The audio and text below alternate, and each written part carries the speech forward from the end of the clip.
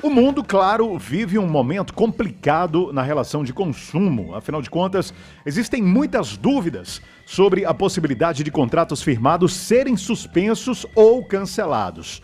No dia 31 de março, por exemplo, o prefeito de Salvador, Assemineto, ele prorrogou por mais 15 dias o prazo do decreto que determina fechamento de escolas municipais, universidades, parques, academias e espaços culturais como teatros e cinemas. No entanto, com essa medida, aí surgiram diversas dúvidas acerca de transporte escolar e até mensalidades de escolas e também faculdades.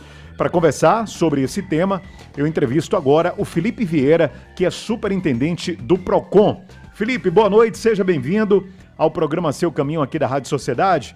Bom, a primeira pergunta é, com a suspensão das aulas, os pais que pagam transporte escolar, eles têm a obrigação de continuar pagando mesmo sem a prestação desse serviço, Felipe?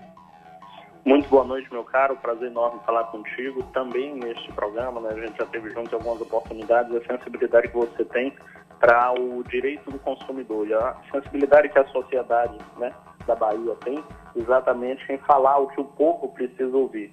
Então, para a gente do Procon é muito importante ter esses momentos. E para dizer que nós estimulamos que se mantenham os contratos na normalidade, principalmente para esse de transporte escolar, porque o prestador de serviço, ele tem como fonte da sua renda exatamente esse serviço de transporte que ele faz.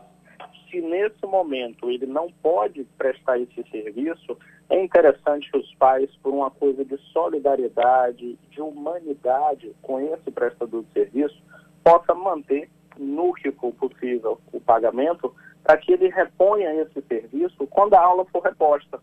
Se ele contratou para levar a sua criança, o seu aluno, na data em que não está tendo aula, uma vez que essa aula venha a ser reposta em uma outra data, ocupando feriados, ocupando período das férias, que esse transporte também possa ser reposto.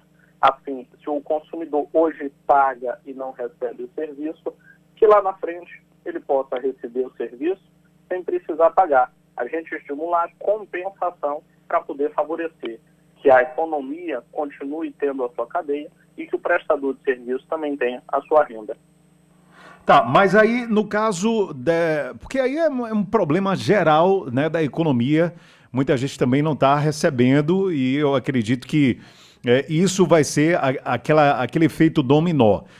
Vamos lá para um exemplo mais crítico, vamos dizer que um pai perdeu o emprego e por esse motivo, o que ele puder segurar de conta agora, ele vai segurar. Não que ele vá deixar de manter o contrato com o transporte escolar, por exemplo, do filho ou da filha durante o período em que voltar à atividade. Ele pode suspender esse pagamento neste exato momento em que o prestador de serviço não está fazendo esse serviço para essa família, no caso, Felipe? Seu exemplo está perfeito. De fato, eu não posso afastar, nem recomendar que se afaste, qualquer tipo de direito que é dado ao consumidor por lei.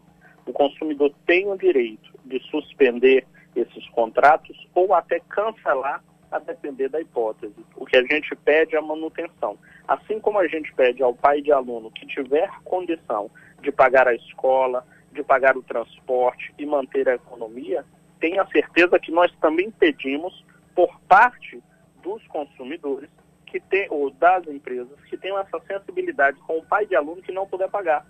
Isso porque, meu amigo, aquele que funciona como professor, como prestador de serviço de transporte, em outro momento, ele vai ser o próprio pai do aluno, que ele também tem suas contas para pagar. Então, assim como a gente pede que quem puder mantenha o pagamento da sua mensalidade, que a escola, que o transportador tenha também essa sensibilidade com aquele pai de aluno que porventura não conseguir pagar. Então, não há que se falar em multas, não há que se falar em qualquer tipo de penalização para o contrato que vier a ser finalizado. Então, ele tem o direito sim, a gente só não estimula para tentar manter o mínimo de efeitos sobre a cadeia econômica.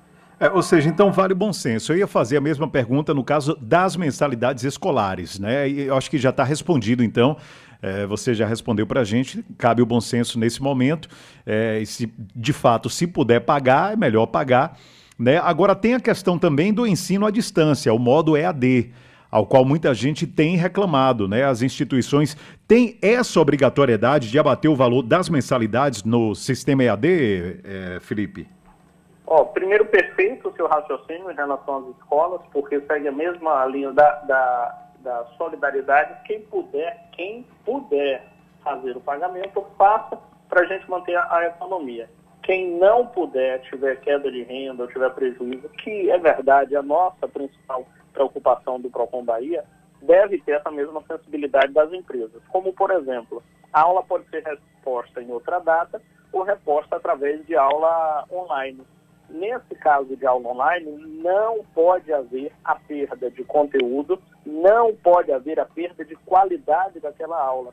Quem vai dizer se é possível trocar a aula presencial pela online é o Ministério da Educação, que sinalizou positivo para o ensino superior e para o ensino médio, que está pegando aí também essa possibilidade. Agora, o pai de aluno que achar que o rendimento está ruim, o aluno que achar que não está aprendendo ou que tenha dificuldade em acessar essa plataforma, em abrir a internet, em assistir a aula, deve sinalizar para a escola que essa metodologia não está funcionando.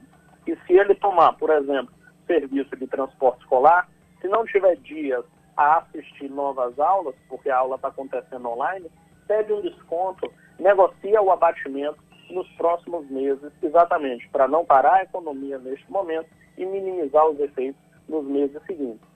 Tá, Felipe, última pergunta, só para a gente encerrar aqui o nosso papo. A entrevista é um assunto que rende muito, infelizmente a gente não tem muito tempo, mas a gente falou muito em bom senso, falou muito em ter cautela, se puder pague para poder ajudar, mas o que é que diz a lei? O que é que determina o Procon, por exemplo, no caso daquele consumidor que quer reincidir contratos de pagamentos sem o pagamento de multas, por exemplo, por conta de decreto de suspensão de serviços ao qual a gente tem vivido, Felipe?